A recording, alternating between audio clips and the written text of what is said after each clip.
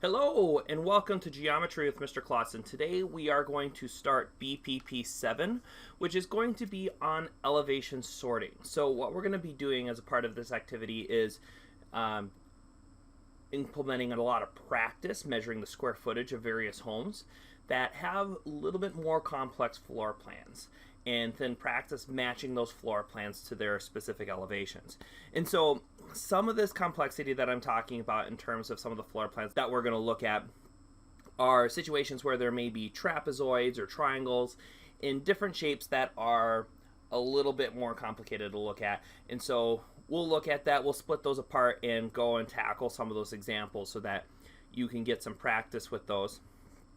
And what we're going to do in this video is I'm going to walk through plan 1 here in this other packet that you should have and show you how to do some of these calculations, especially the trapezoid calculations. A lot of these you've done before, but we're just taking a few minutes to go and apply it to this given situation. So what you'll need is this worksheet, and the second page of this worksheet should have a spot for doing all your calculations. If we don't do this in class, what you're going to see typically in the instructions is that you would go through a packet like this as a group. But if you're watching this video and you missed class, you will just be designated one of these different plan evaluation distributions. So as you'll see in this distribution, everyone's going to do plan 1, and that's just going to be because we're doing it in this video or in class as the example. And then there are other floor plans to practice going through that. And so that's the general distribution. The sheet also goes through the grading distribution and how you will be evaluated for this 20-point assignment. And so that's how the breakdown is here. So you'll need a pencil, you'll need a ruler, and most importantly, you will need this packet. So this packet has a slew of floor plans from plan 1 to plan 10. And you can see in this plan that there is a trapezoidal shape there, not necessarily any triangular shapes, although I think those are a little easier to calculate. But, you know, there's plan 2. Here is plan 3. It says it right there. Plan 4. Plan 5. 6. 7. 8. Let's see, plan 9. Plan 10, and these plans just give you a nice variation. The part of the reason I do this is just to give you some practice with the square footage calculations and spatially analyzing how these homes look in space, but it also gives you a nice number of floor plans to refer to once we get to BPP 12. So, you know, once we get to that and you're designing your own house, these plans can give you some ideas to implement in terms of, you know, what are some ideas that you like, don't like, that you can copy and incorporate. Now, these are all the floor plans. Now, the second half of the packet are what we refer to as elevations. Now, elevations are outside representations of a home. And usually when you have elevations, you do these sort of, it's not an isometric projection, because isometric projections would be like top, front, right, but they show the 4 sides of the house and what they would look like. And so, you know, with this one, you know, we have, you know, our main house, and then it looks like this door kind of bows out a little bit. You have a chimney and those type of things. And you have these plans, and then you'll see these letter designations with them. And what I will tell you is that each page represents one house. So you're not having to mix and match and go like, oh, B of this page and W of this page and A and, you know, some other letter makes a house. Each page represents the elevation for one of these plans. So BYRU is going to be plan 1, 2, 3, 4, 5, 6, 7, 8, or 9, 10. Same with WDNA. You know, this will represent one particular house. Here we have KILM. You know, this will represent one particular house. One particular house. And you'll see all these different elevations, and there'll be 10 elevations. All right, so you'll have to match these elevations to the houses that you are assigned in this particular course. So just so you know everything that's in the packet, and you have an idea of what to expect. They're not necessarily in order, they're just there. Now, in terms of this packet, this just has some basic instructions about what's going on here. It goes through how to do triangular or trapezoidal area calculations. And so that's there and handy for you and some of the rationale. And with the architect's record, what we're going to do is I'm going to say Mr. Clausen as far as my name goes. And the cost per square foot, remember, is $166.22 based on BPP 4. All right, or at least that's what we calculated. If it's a little different when you guys did it, that's fine. Use that. Just make sure you're using that calculation that you calculated and that you calculated it correctly. And so what we're going to do just in this video is I'm going to walk through how to do this first floor plan so you can see a thorough walkthrough, how to calculate the square footage, even with a trapezoidal portion of it. We'll determine the total cost. We'll determine the elevations. And then I will just write that I did this one. You'll do the same, I guess, because I'm showing you how to do this particular example, and then when you're going through the other floor plans, you'll just initial the ones that you did. If you're in a group or if you're doing it individually, then you don't need to worry about that. So with this, let's get started with plan 1 here now that we got this. So we have a floor plan, and we've done some of these calculations before. So some of you might be like, all right, I'm there, Mr. Clausen, I get what I'm supposed to do. And some of you might be a little wishy-washy about, what the expectation is or what that would look like. So we're going to go and we're going to start splitting this apart. And like the building code example, what I'm trying to do typically is split this up into multiple squares. And this floor plan is really nice because I see it's like a big square here, and then I see a square there, and a little bit of a square there for the chimney, and then I have this trapezoid. So what I'm typically going to do is I'm going to go and trace out my basic geometric shapes that are there, and you can write on these blueprints. I mean, these are here for your learning and going through. And so if I look at the width of this big rectangle here, I see that it's 9 5/8 of an inch. So I'm just going to go and make a note here and say 9 5/8 of an inch. Now I know for every inch of this rectangle, as far as the scaled version, the scale is 1/4 inch to 1 foot, like we're going to do for this entire course. I know that there's 4 1/4 inches in 1 inch. All right. So what that means is that there are 36 1/4 inches. So this is 36 feet. And 5/8 would be 37, 38 and a half feet. So right now the width of this is 38 1/2 feet. When we start talking about the scaled model of it, all right? So just like we did in BPP 2, this is the drawing scale. And this is the actual size based on the scale. Based on the 48 to 1 or 1/4 inch to 1 foot scale. There's 48 1/4 inches in 1 foot. That's where that number comes from. So if we can go and use the area addition postulate just like we did in chapter 1 of our textbook, what we can do is we can just say, all right, let's make the simplest configuration of geometric shapes that we can put together, find the area of those individual shapes, and then sum them all up. And so now if I go and I take my ruler this way, and I go and, again, you don't have to draw this. I'm just drawing this for my recollection so I know kind of what I'm doing here. And I see that this is 6 inches and 1/4. Well, 6 times 4 is 24 feet. Okay. Because that's 6 inches.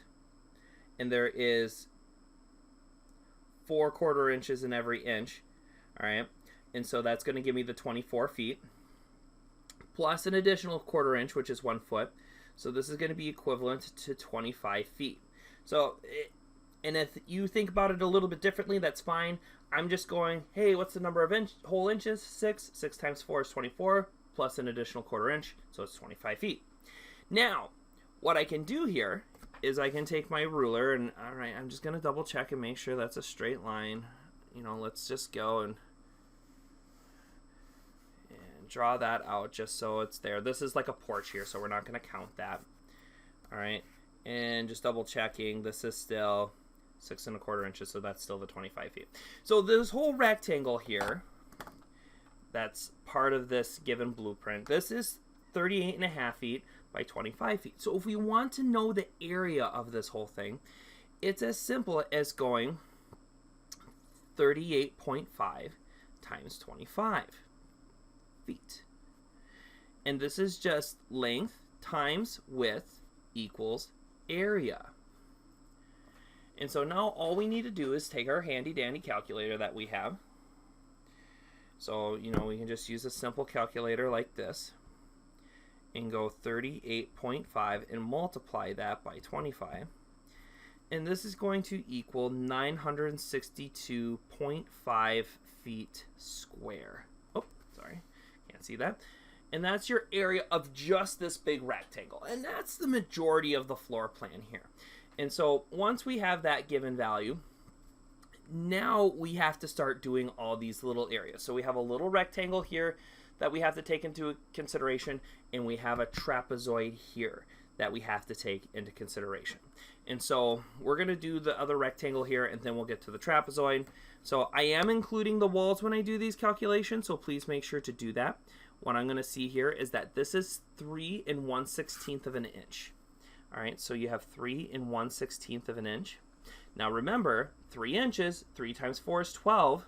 So this is 12 feet, and 1/16 of an inch is 3 inches. So this is 12 feet, 3 inches, or we could say 12.25 feet, because 3 inches is 1/4 of a foot. All right. And now I'm going to go, and I have my little mark here. This is part of the reason I trace, so I know everything being taken into account. This is 4 feet here. All right. Because 1 inch equals exactly 4 feet. So now if I want to know the area of this guy right here,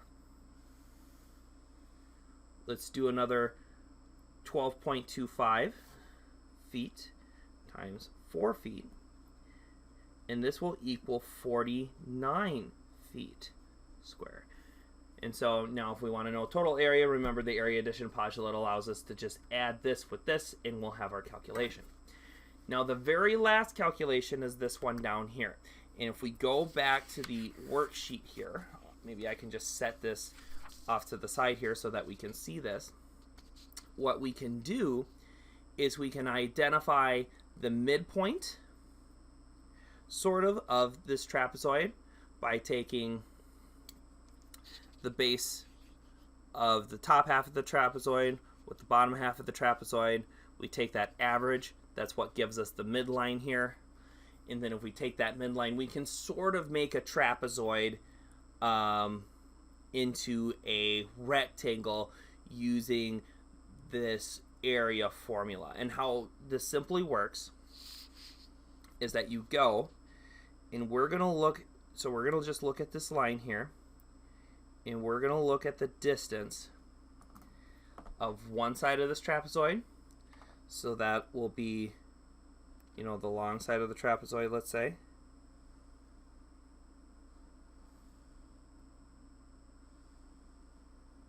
And if we look at the long side of the trapezoid there, I'm going to see that that is exactly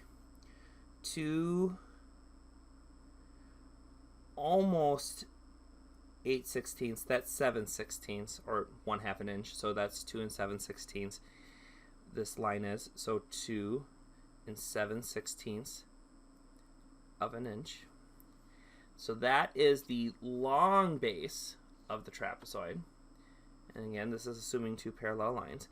And now if we go to the smallest side of the trapezoid, so this line here, this will be 1 7/16 of an inch. So now what I'm going to do is I'm going to use this equation here that's on your sheet to go calculate this area. And we need to convert this to the actual footage here. So this is almost 10 feet because 2 inches is 8 feet, half inch would be another 2 feet. And so this is 9.75 feet, or 9 feet 9 inches. And this is almost 6 feet, but is actually 5.75 feet.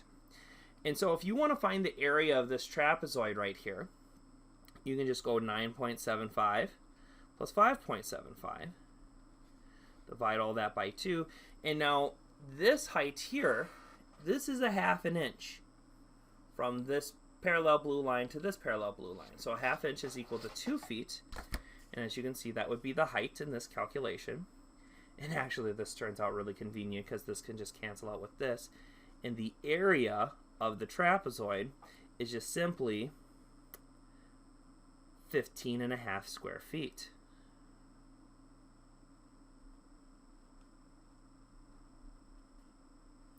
And now we've calculated the area of this trapezoid, which is this number here.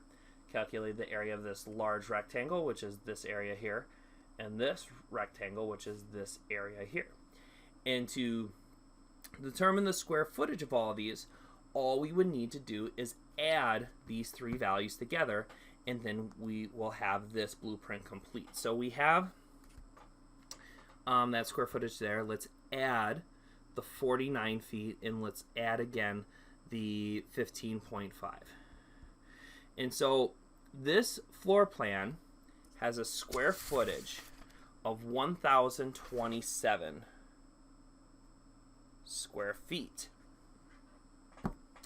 And again, I give you a little bit of error kind of back and forth with that. I want you to practice being as precise as you can, but I do generally give a little bit of leeway because I tell you within that 1/16 of an inch tolerance is, you know, the maximum amount of sway I'm looking to give you on that. And so what you're going to do with this information now is we're going to go here. We're going to start filling out this table. And whatever plan distribution you're given, you're going to do those floor plans.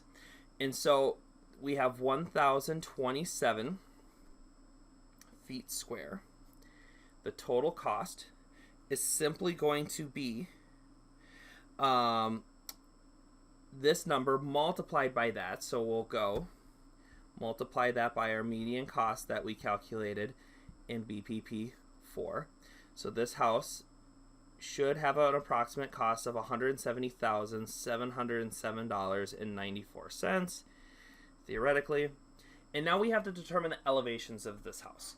And so some of the things that you have to do, you can rip these off here in terms of the floor plan here. And I'm just going to do that here because I don't want to flip back and forth constantly. So if we're looking at this floor plan, now what I need to do is I need to start flipping through these elevations and see which one matches. And so let's just pick one and start going through it a little bit. So if we look at these elevations, you know, does everything match up? And I'm looking at this floor plan, I'm looking at this house, and the first thing that I notice is this house does not have a garage. This house does. So we can rule that one out. You can do a little bit of elimination game here. This house also has a garage, so that's eliminated out of the picture. This house has a garage, but it does kind of have a bay window thing, and so those are all eliminated here from contention. Let's start going through and seeing, you know, what possibilities there are. Another garage. A lot of these has garages. This one does not have a garage, so let's take a look at this one. We might be lucky, and this might be the one that we're looking for. And so if we match this up side by side, the one thing I want to point out here is that, ooh, there is a chimney here. Ooh, and actually with that chimney, I need to add that square footage. I almost missed that. Even though I'm drawing all those lines there. So technically, we should go and add that as well. So that's another 2 feet. And that's another 6 feet. Sorry. So we add these two together, go 2 feet times 6 feet. This is equal to 12 feet square. Sorry, so we do need to add that. So let's go 1039 feet square. All right, and with that 12 additional square feet, we're going to add another $2,000 to that. So let's go add that to the 17707.94. Right, so if you do make that mistake and you see like A, I needed to add that on there. Very easy to fix.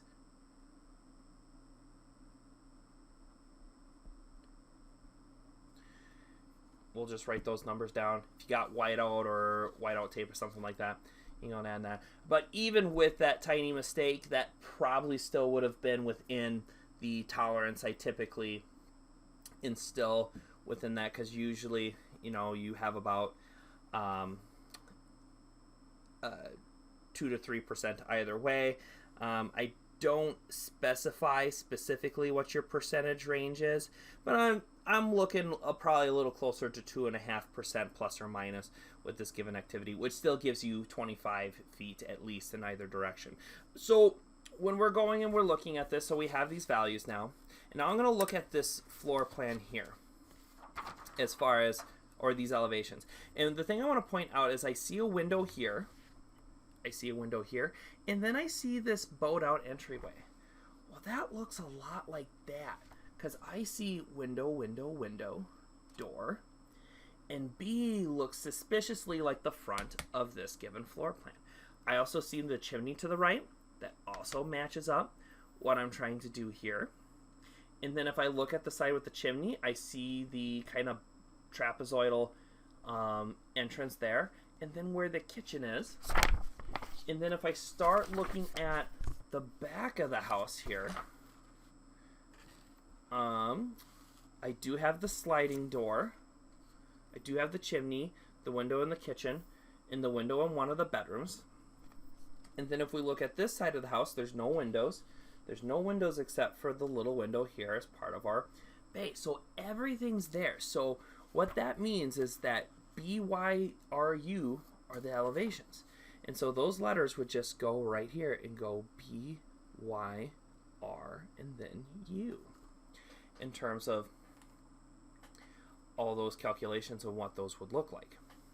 So with all that said, you've seen this floor plan, you know, laid out. You've watched me sketch the square footage. As far as how to use that area addition postulate. Again, don't forget about the chimney like I originally did as I'm going through this, because that's part of, that all requires materials as you're going through and doing all this.